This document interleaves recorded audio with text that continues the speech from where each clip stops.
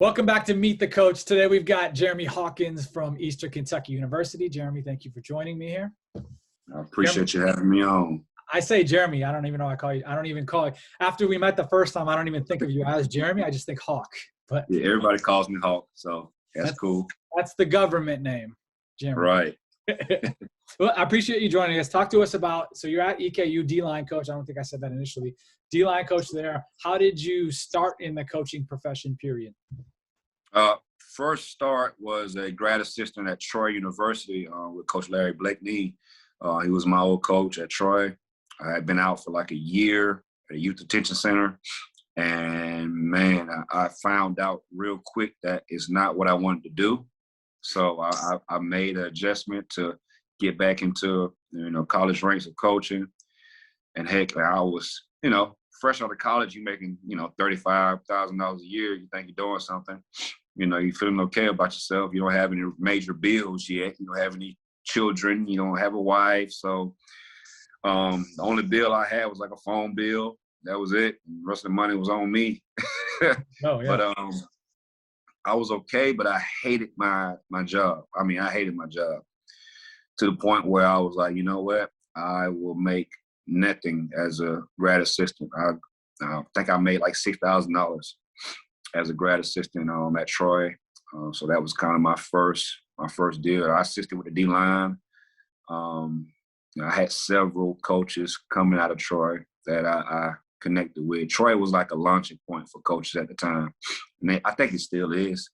It's kind of one of those schools or stops where, you go for a year or two, and next thing you know, you're at an SEC school, So we were winning back then. Won 4 conference championships in a row and, had some pretty good players.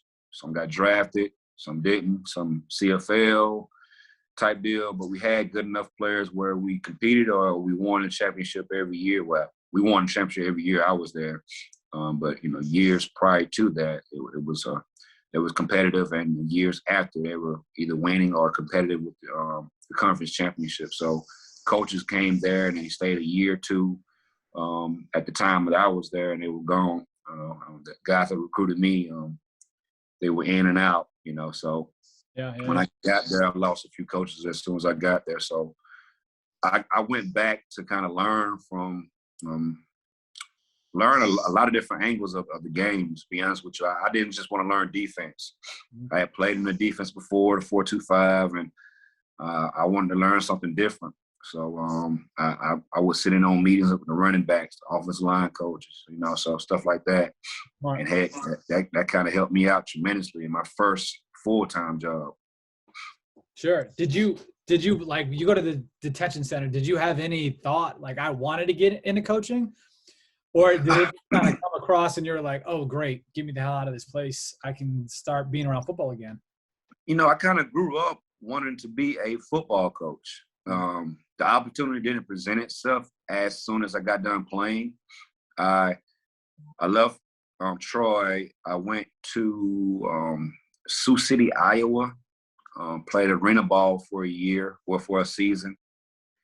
After that, got a phone call, CFL tryout, private workout, did that, killed the workout, got a deal got signed and everything. I played in a pickup basketball game. I blew my knee out.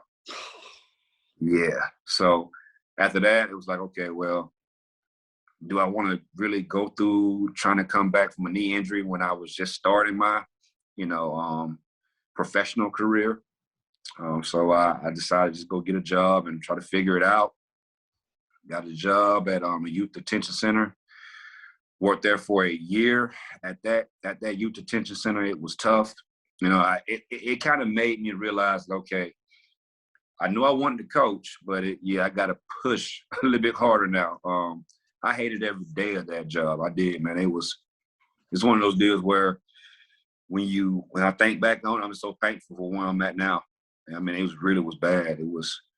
I get like a burning sensation in my chest, like it's a pressure in my chest when I think about it. It was bad because these were kids. The place was called Pathway. It was in Eufaula, Alabama. A little small, like it was off in the cut. You didn't know anything about it unless you knew about that area. So it was kids ranging from 12 to 16 that had committed adult crimes that didn't get jail time. So it was, I mean, you're talking about some kids that are 12 to 16 years old, that some of them look like grown men, you know, and we had to stay in the cabins with them. It was often, you know, in the woods. And I had roughly 8 people. I was a group leader, so I had 8 kids, you know, that were, you know, tough to deal with, and you had to sleep in the cabin with them. And it was 2 days on, 2 days off, kind of like a fireman. Okay. When they go 2 days on, 2 days off shifts. So those 2 days on, man, you spend 2 nights with them, and it's different. You know, it's tough. You know, How do you think that helped you? You know, you're working with kids that have lots of issues, mental issues, anger issues. I'm sure most of them didn't grow up in good situations. How do you think that's helped you in the coaching world? And I don't know what you grew up like, what your situation was like, but you're now dealing with these like super high level athletes, and some of them come from a bad background like a lot of these kids did. How has that helped you in the coaching world, or has it not? I think it did help me. One of those kids actually ended up going to a Division II school and playing at West Alabama. He was a pretty good player. He's actually a part of my fraternity now that I had on my group in my team. So that being around those kids, and like you said, a lot of them had a bunch of mental issues. Of course, they had did a lot of different things that weren't right in this world. But being able to mentor them and talk to them, you know, it was some moments there where it was a learning situation for me to be able to mentor these kids, you know, and hopefully one day that they become better men, you know, because of me mentoring them, talking to them, and telling them about the facts of life. That's kind of what I think. That's my calling. You know, you know, I'm a coach, but at the same time, I feel like coaching is like my it's what I get paid for. And mentoring and helping these young men become man is kind of my calling. And it's a blessing that I get to do that. So I was able to do that at the Youth Detention Center, which, you know, that side of it was all great for me. It was good. But the other side of it, when you got to break up fights, you got to actually, you know, not get any sleep, and you're not wondering if this kid has, you know, had an issue with another kid, and if he's going to take it out on you or whatever the case may be, because, you know, you got his profile, you got his sheets right in front of you, you know exactly what he's done, and you know he's capable of doing a lot of stuff. So you want to be on your P's and Q's and make sure that, you know, you get to live, see another day. I mean, I'm just being honest. So it was stressful, you know. So I think it did help me learn how to mentor kids better. It helped me learn to not be so, I guess, aggressive, because sometimes, you know, when you get aggressive with those kids, they all they know is their back is against the wall, they got to fight. And I'm not about to fight a 12, 14, 15, 16-year-old kid every day.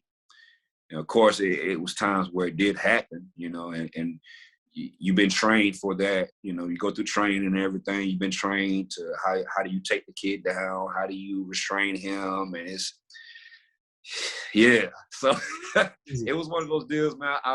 I learned how to be, you know, I guess calmer, and how to mentor kids better, I guess. Sure. All right, we had a call come through there. But so who's a coach? We were talking you being a mentor. Now I'm flipping it to you being the mentee here. Who's a coach that you've been around, worked with? Was a coach of yours that has taught you the most? And what did they teach you that has helped you shift into being a better coach yourself? Man, that's a tough one, because I got a few of them. Okay. Ricky Logo. He's now the D-line coach at Washington State. Mike Pelton, he is now out of coaching, but he played at Auburn, was an all-SEC guy at Auburn, got drafted, played in the league, coached me at Troy. So did Ricky. Both of them coached me at Troy. They split D tackles and D ends. If it wasn't for Mike Pelton, I wouldn't be here today because I would have quit football and I would have went home and I would have got a factory job. That was my plan. That was my plan. Okay. My freshman year at Troy, 3-star recruit, you know, I'm blessing Troy because I'm coming here. You guys, I should be starting right away, right? Yeah. That's how I felt. Had a senior in front of me. And Coach Pelton was like, look, it's his time. He's worked his tail off for this. You know, for me, I'm like, you know, man, bump that. I'm better, you know. I'm bigger, I'm faster, I'm stronger, you know. Of course, I don't know the defense yet, but I'll get it. So at the time, I just had one of those, you know, I had a big head, you know, coming into the process of college life and trying to figure it all out. And, you know, he kind of put me in my place, man. I told my mom, I'm like, I'm leaving. I'm quitting football. I'm done with this. I'm not happy. I don't like football anymore. You know, it's not fun anymore, Mom. I'm done. Yeah. And he wouldn't let me leave. He actually, my mom called him and told him what I told her. Thank God she did that. At the time, I was pissed. So I was at the cafeteria one day, and I was taking my last meal. I'm about to get a last meal, and I'm about to hit the road. I got my car packed and ready to go. I'm not telling anybody. I'm gone. Yeah. And I see Coach Pelton sitting down in the cafeteria eating. I'm like, what is he doing in here? He's never in the cafeteria. But I'm like, I'm not even going to sit down to him. I'm looking the other way. I'm eating my food. I'm going to go put my tray down. I'm getting out of here. I eat my food. I go to put my tray down, and I kind of glance over at him, and he's like, you know, just kind of showing me up, like, come here real quick and talk to you. He's like, sit down. I'm like, what's up, Coach? You know, trying to act like nothing's wrong, like I'm not about to leave school right now. Yeah. And it's like, your mom called me. And as soon as he said, I kind of like slumped down, like, oh, dang. Yeah. So he was like, where are your car keys at? I'm like, right here. He's like, give me your car keys. I gave him my car keys. I didn't have my car for 6 months. Wow. My car was sitting in front of my dorm for 6 months. He didn't let me drive it. He took me everywhere. He told me if I needed anything, he would, like, you know, make sure I got there, and, you know, groceries, all that type of stuff. And of course, I stayed on campus, and Troy's not that big, and I can walk everywhere on campus, so that was no big deal. But Mom would come, you know, family would come down on the weekends. I wasn't allowed to go home, that type deal. I'm thankful that he did that, you know, because, you know, like he told me, he was like, look, what's your plan? I'm like, I don't have one. Just, you know, I don't want to play football anymore. I'm done with this. I'm not happy. He said, so you about to leave a free education to go work at a factory job. At the time, it's called Cooper Lighting. It was like it was a tire place that my uncle worked at. I was like, yeah, I can go make $10 an hour. You know, I'm good. Yeah. Right at the time. Yeah. Straight out of high school, you know. So that's what I was thinking, man. It was a dumb decision I was about to make. He stopped me from making that decision. I ended up getting my degree from there in 3.5 years. I got my master's from there. I got a post-bachelor's degree from there, and I got a master's from there. So I'm thankful for Coach Pelton and Coach Logo, Coach Ricky Logo, that's at Washington State now. He has mentored me throughout my coaching career, from my first job to 2 weeks ago, you know. And Coach Pelton, he's more laid back with his family and stuff now, but I'm thankful for that situation and for the conversations we had, you know, at the beginning of my career. But Coach Logo, I can call him for anything. When I had an issue at the high school that I worked at in Georgia, you know, I called him pissed off, you know, and telling him, you know, just venting to him. And he was like, look, I understand. I know how you are. That's why I recruited you. You're like, you're a young bull, but you can't do that. This profession is different. You cannot do that. You cannot burn a bridge. And I'm going off on like, yeah, I'm going to do this. I'm going to say that. This blankety blank, he don't know me, like, you know, all that good stuff. And he was like, look, this profession is different. You got to make sure you don't burn any bridges. Be smart, you know, use your words wisely. And, you know, as time went on, I kind of understood what he was talking about as the years went on. So Coach Ricky Logo, man, I appreciate him, and Coach Mike Pelton. Those guys are or truly have mentored me a lot more than they think they have. And they know, I think they know it, but I would never like come out and just like, hey, coach, you know, that type deal. But you know, if they see this, Kind of then weird. they'll It's know. harder to do stuff like that, but you can tell some guy you barely know type deal. Yeah, Right. Yeah, I'm totally like that too. Have you had to do anything like that for any players then? Any player? I'm sure there's players come to you and they're not happy about things, whatever that may be. Playing time, I should be doing this, or I just miss home, or whatever. But have you had to do anything as drastic as I'm taking the damn keys? Yep. Yeah. I haven't had to take keys, but I've had to, you know, basically make, you know, family members, mom, dad, aware of a situation and kind of how they need to step up and take charge of the situation, because if you don't, then something bad could happen. I've had to, you know, bench guys just to show them like, look, it's not about you, man. Mhm. I really want you to be a better person, not just a great football player. I want to make the whole man. So all those, I guess you could say, conversations that I had with Coach Pelton with him being my position coach about the senior being over me, and you know, I'm coming in there with my chest all out, like, look, hey, coach, I'm supposed to be on the field. You know, I think I should be over him. You know, and then he put me in my place. You know, you're talking about a 6'5", at times, thinking about 320. You know, guy that played in the SEC, in the NFL. So I'm sure he felt some type of way about that at the time when I'm a freshman. Yeah. Punk ass 18-year-old rolled in his office. Right, telling him what he's going to do and how he's going to do it. But I have had situations, not to that extreme, where guys are about to quit. Of course, this past season it was unique with the opting out rule. You can opt out. You know, basically you get everybody a free pass to you know, move on, quit, whatever they want to do. Instead of your scholarship, everything is good. So I had quite a few of those this year. You know, I'm thankful for those opt outs though. Why? I feel like those guys would have been issues throughout the season, because if you don't have it in your heart, then you just don't have it in your heart. You know what I mean? It's just hard to explain that. Like, if you're a football player, you're a football player, no matter what. I had guys come to me that said, "Oh, I love it, coach," and they're crying out, and you know, I just got to opt out. I'm just, you know, this and that, whatever happened. I'm like, look, I understand. The NCAA has made this rule where you can't opt out, and you got the right to do that. Hey, look, man, I wish the best for you. Good luck. You know, if you need me for anything, let me know. You know, but when it come down to it, you just quit. You know, that's not how I was.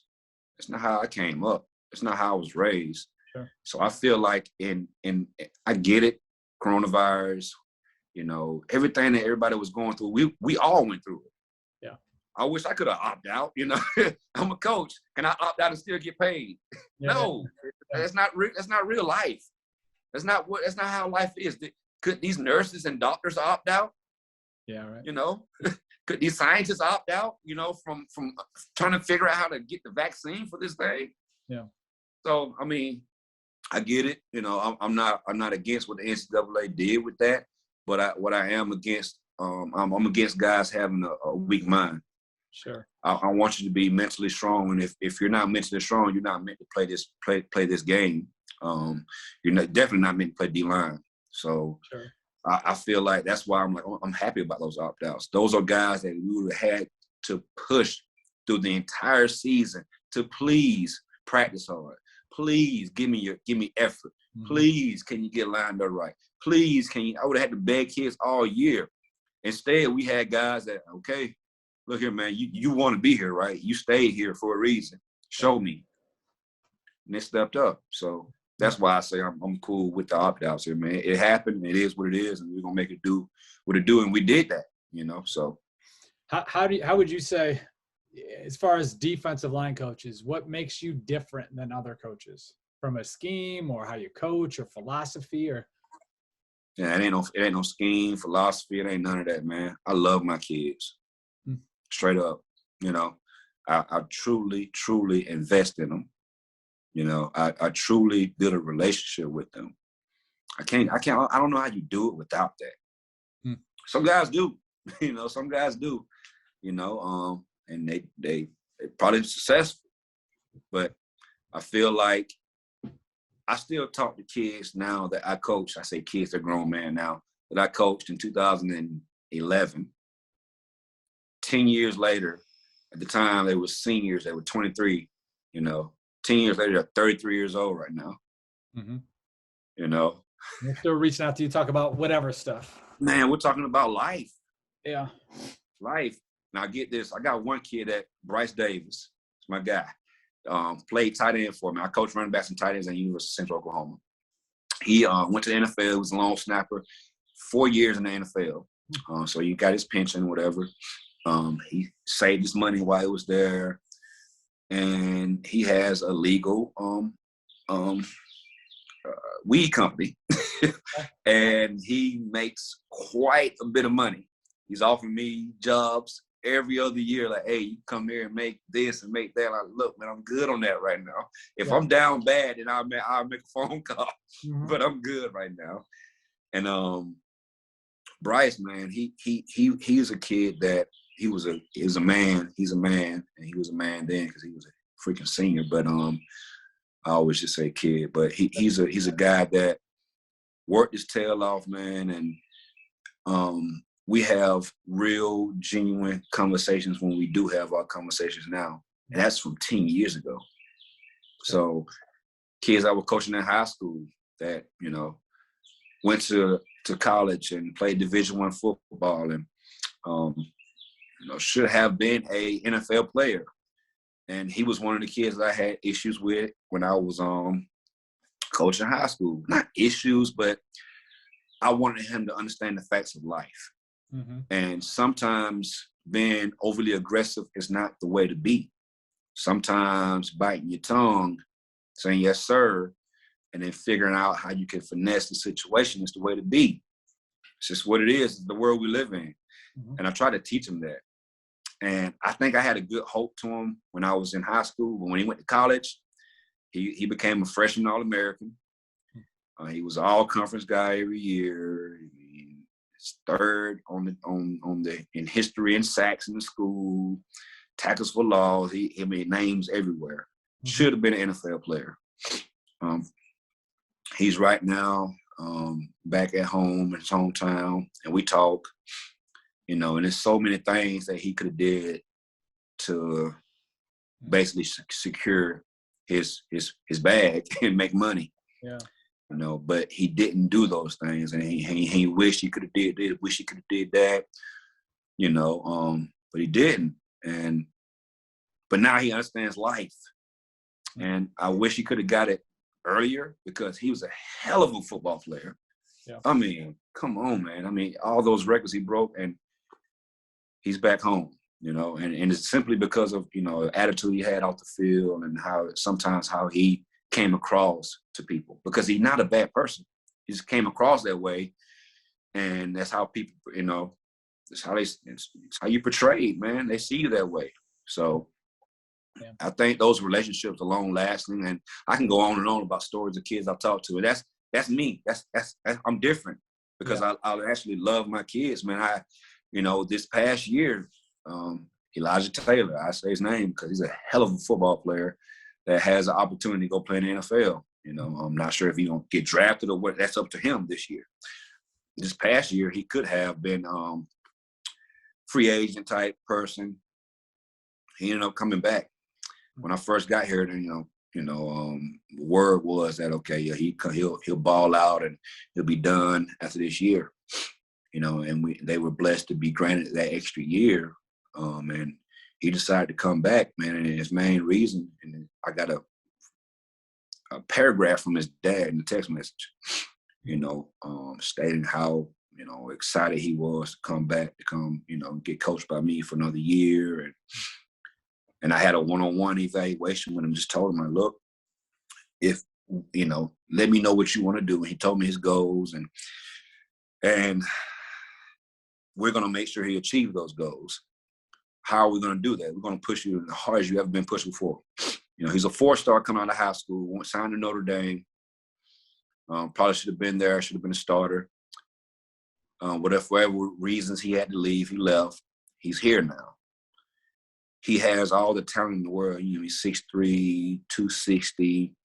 He's probably a 4'6" guy, strong as an ox. I mean, he'll go in there and throw up 315, 15 times like it's nothing, you know. And he's been doing that his whole life.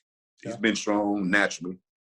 But what do you have to do to get that kid to come back for another season when he could have just left and went and tried free agency and probably made a camp somewhere and been on a practice squad and been bouncing from team to team?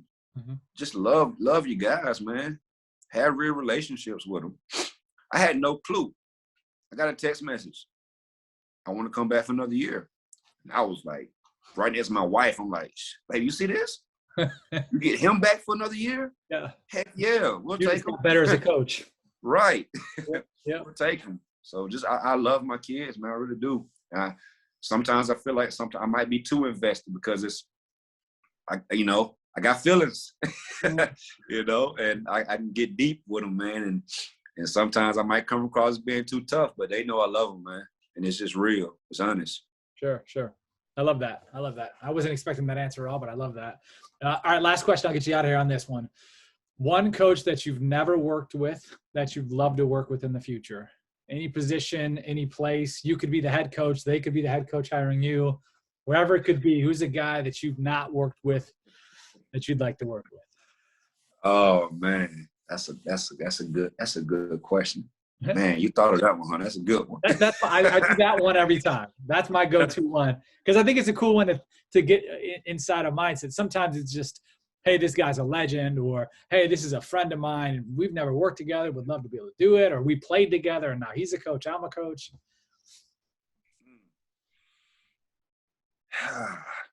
That's a tough one. It's a few of them I would like to work with, and they both own their well. I'll give you two. I'll give you two. If you want to do two, we can't have like 8 though. I'm gonna give you one. I'm gonna give you one. Okay, deal. I just gotta say that the ones that I thought about were on two different spectrums. They are two different type of coaches, and I think a lot of people would want to work for them, and a lot of people probably wouldn't want to work for them because of the two different spectrums that they're on. Man.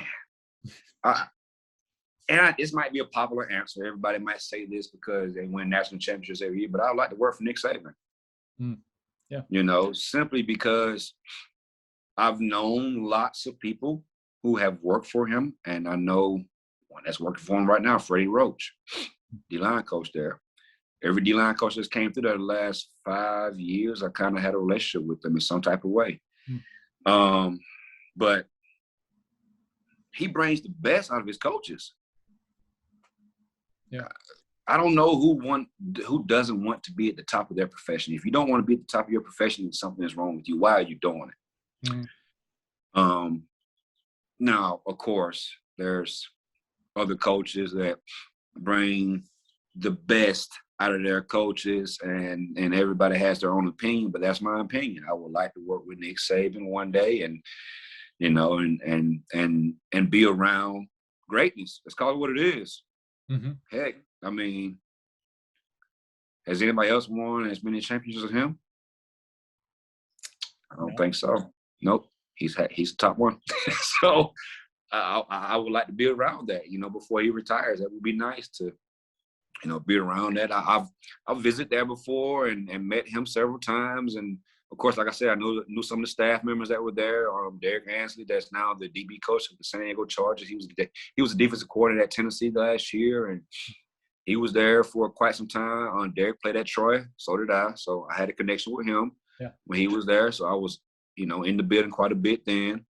Carl Dunbar, that's not a D-line coach at Pittsburgh Steelers. He was there for 2 years, and now he's my frat brother, and we made a connection by me working some camps at Alabama and working my tail off, and I stayed around there then. When I was at UAB rebuilding that program for 2 years before we played the game, I went to go be around those guys and learn, you know. So being in that building quite a bit during those 2 years, just seeing it and being around it, breathing it, tasting it, like, man, yeah, I've heard the stories. I know he works crazy hours, Sure.